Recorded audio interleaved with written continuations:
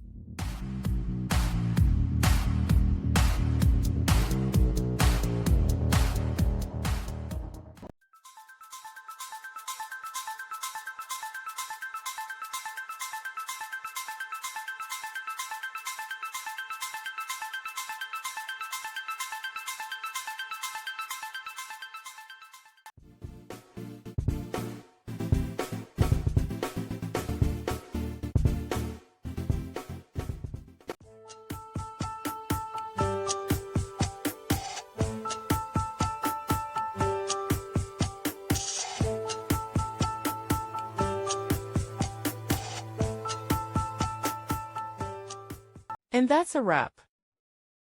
I hope you found the answer you were looking for. If you did, take a second to hit that subscribe button. It really helps out. And let me know in the comments which solution worked best for you.